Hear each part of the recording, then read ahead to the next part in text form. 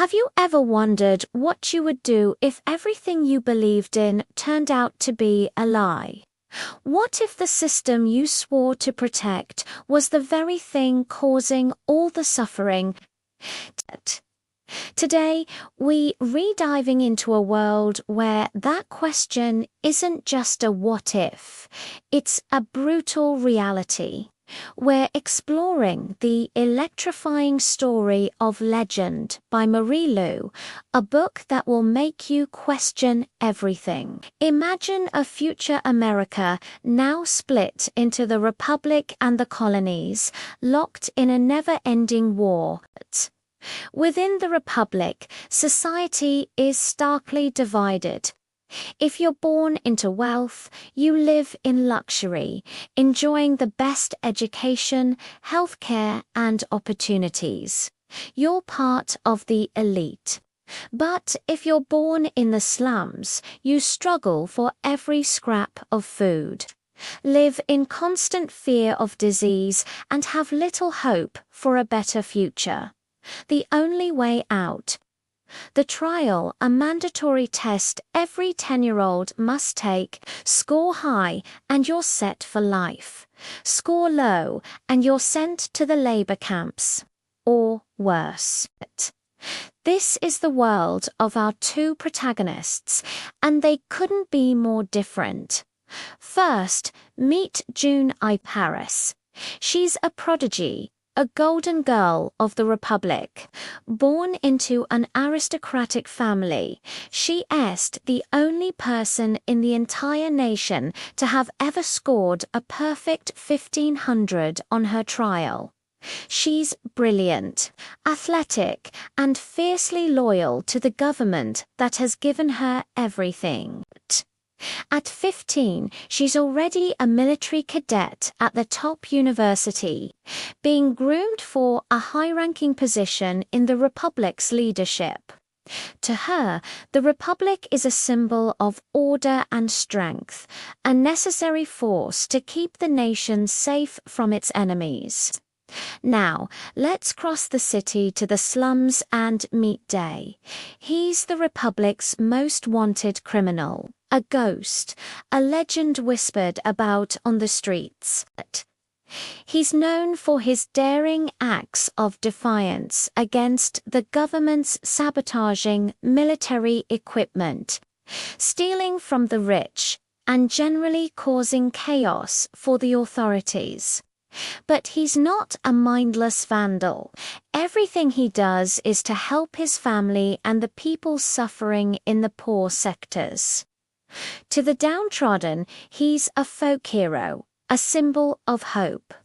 To the Republic, he's a terrorist who must be stopped at all costs. These two characters live in completely separate worlds, destined never to meet. But fate, as it often does in great stories, has other plans. The story ignites when June's older brother Misha's, a high-ranking military captain she adores, is murdered. The prime suspect, the infamous criminal, Day. Consumed by grief and a burning desire for revenge, June puts her prodigious talents to use. She throws herself into the investigation, vowing to hunt down the boy who took her brother from her. She's not just a soldier following orders. This is personal. She uses her incredible intellect and skills to go undercover in the slums, determined to find Day and make him pay. The Republic gives her full authority, seeing this as the perfect opportunity to finally capture their most elusive enemy. June's hunt is relentless. She's a predator and she's closing in on her prey. When she finally tracks Day down, their first encounter is explosive. But something isn't right. The terrorist she's been chasing isn't the monster she imagined. He's just a boy trying to protect his family. During a scuffle, Day is injured and captured, but not before June gets a glimpse into the desperation and poverty that defines his life. With Day in custody, June should feel triumphant. She's avenged her brother. She's served the Republic. But a nagging doubt begins to creep into her mind. As she digs deeper into the evidence surrounding her brother's death, she uncovers Metius's secret journals, and what she reads completely shatters her world. Her brother, the loyal captain, had started to uncover a dark truth about the Republic. He discovered that the plagues that periodically sweep through the poor sectors aren't natural disasters. They are engineered by the government. The Republic is deliberately spreading the virus to control the population, to cull the undesirables who can't contribute to the war effort. The so-called cures given to the wealthy aren't cures at all. They're suppressants. The government is not protecting its people. It's preying on them. Suddenly, everything clicks into place. The trial isn't just a test of intelligence. Those who fail aren't sent to labor camps. They're taken away to become human guinea pigs for the government's biological weapons. Day didn't fail his trial. He intentionally sabotaged it to expose the system, but he escaped before they could take him. Her brother wasn't killed by Day. Misha's was executed by his own government because he knew too much. The person who ordered his death was Commander Jameson, June's own mentor. The truth is a devastating blow. The institution she dedicated her life to is a monstrous lie. The enemy she hunted is actually a victim of the same system that killed her brother. June is faced with an impossible choice: remain loyal to the power that has given her a life of privilege, or side with the truth, even if it means becoming a traitor. She begins to see the world through Day's eyes. She understands his anger, his rebellion, his fight for survival. He wasn't born a criminal. The Republic made him one. His compassion for the sick and the poor, even when he has nothing himself, stands in stark contrast to the cold cruelty of the government officials she once admired. Her mission changes. It's no longer about revenge. It's about justice.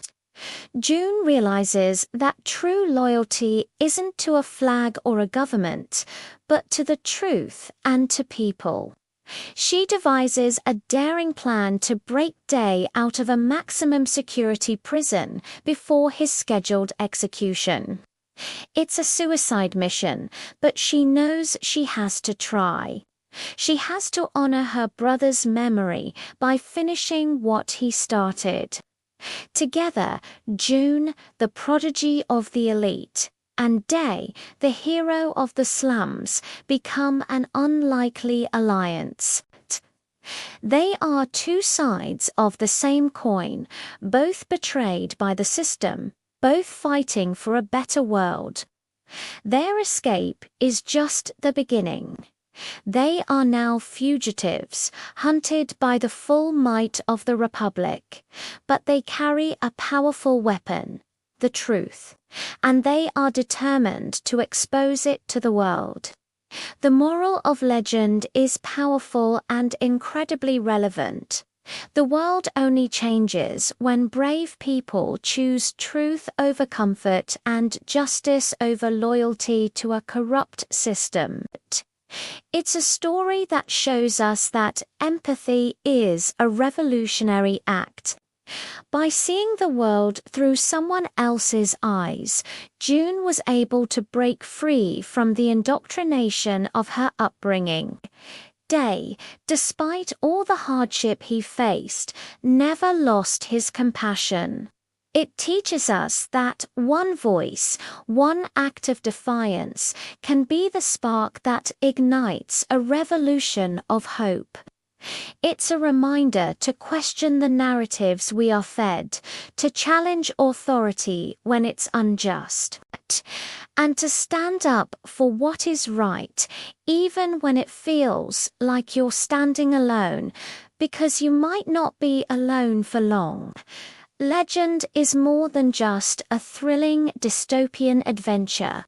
It's a call to action. It asks us to look at our own world and question the divisions we see. It inspires us to be the ones who dare to fight for a more just and truthful future. Thank you so much for joining me on this deep dive into the world of legend. If you loved this story, I highly recommend picking up the book. What did you think of June's transformation? Let me know in the comments below. And if you enjoy content like this, please hit that like button and subscribe for more story breakdowns. Until next time, keep reading and keep questioning.